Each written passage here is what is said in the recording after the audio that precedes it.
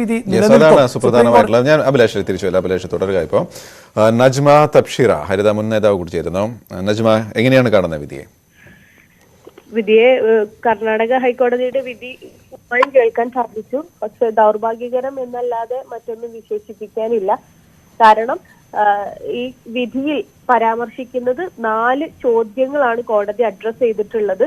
ഈ 4 ചോദ്യങ്ങളിൽ ഒന്നാമത്തെ ഇഷ്യൂ തന്നെ ഇത് ഒരു എസെൻഷ്യൽ റിലീജിയസ് പ്രാക്ടീസ് ആണോ അല്ലയോ എന്നുള്ളതാണ്. അതിൽ കോടതി ഐക്യകണ്ഠേന 3 അംഗ ബെഞ്ച് കർണാടക ഹൈക്കോടതിയിലെ 3 അംഗ ബെഞ്ച് ഐക്യകണ്ഠേന പ്രസ്താവിച്ച വിധി ഇത് ഒരു എസെൻഷ്യൽ റിലീജിയസ് പ്രാക്ടീസ് അല്ല എന്നുള്ളതാണ്.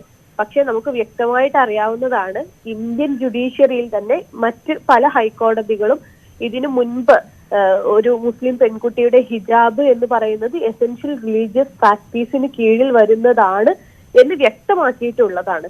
അപ്പോ ഈ കോർട്ടിന് മുമ്പാകെ അത് തെളിയിക്കാൻ അല്ലെങ്കിൽ അത് പ്രൂവ് ചെയ്യാൻ വാദിഭാഗത്തിന് കഴിഞ്ഞില്ല എന്നാണ് മനസ്സിലാക്കേണ്ടത്.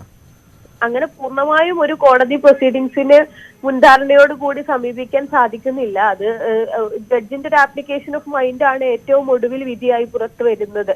അതിൽ 2 ഭാഗവും വൃത്തിയായി പറഞ്ഞിട്ടുണ്ട്. അതിനകത്ത് വാദം കേൾക്കുന്ന സമയത്ത് നമ്മൾ ശ്രദ്ധിച്ചൊരു കാര്യം, right of religion and right of consciousness ഒക്കെ, ഫ്രീഡം ഓഫ് കോൺഷ്യസ്നെസ് ഒക്കെ വേർതിരിച്ചെടുത്തുകൊണ്ട് തന്നെയാണ് ഈ വിധി അല്ലെങ്കിൽ ഈ ഒരു വാദം അവതരിപ്പിച്ചുകൊണ്ടിരുന്നത്. എങ്ങനെയായാലും അത് അങ്ങനെ അല്ല, എസെൻഷ്യൽ റിലീജിയസ് പ്രാക്ടീസ് അല്ല എന്നാണ് ഇപ്പോൾ കർണാടക ഹൈക്കോടതി പറയുന്നത്.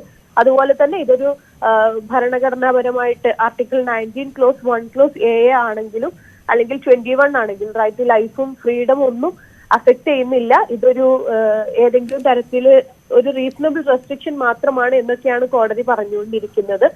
പക്ഷെ നേരത്തെ സൂചിപ്പിച്ച പോലെ ഇത്തരത്തിലൊരു വിധി ഉണ്ടാവുന്നത് പൂർണ്ണമായിട്ടും ദൗർഭാഗ്യകരമായിട്ടുള്ള ഒരു അവസ്ഥ തന്നെയാണ്. ഇത് സുപ്രീം കോടതിയിലേക്ക് പോകുമെന്നും ഇതിൽ വിശദമായി ചർച്ചകൾ ഉണ്ടാകുമെന്നും യഥാർത്ഥത്തിലുള്ള ഒരു നീതി ഇതങ്ങനെ ആയിരിക്കെ തന്നെ യഥാർത്ഥത്തിലുള്ള ഒരു നീതി ഉണ്ടാകും എന്നും പ്രതീക്ഷിക്കാൻ മാത്രമേ നമുക്ക് ഇപ്പൊ സാധിക്കുന്നുള്ളൂ.